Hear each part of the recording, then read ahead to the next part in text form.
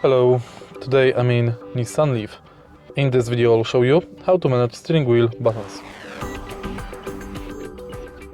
In the beginning, take a look at the left side of the steering wheel. Right here we've got the panel, thanks to which we can change radio volume,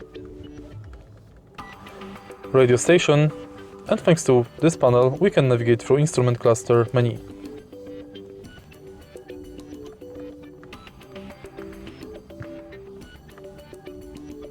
On the right side, we've got the panel thanks to which we can activate cruise control and speed limiter.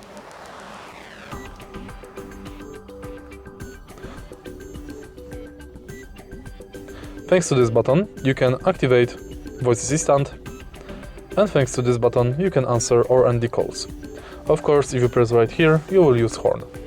If you find this video helpful, please leave like, comment and subscribe.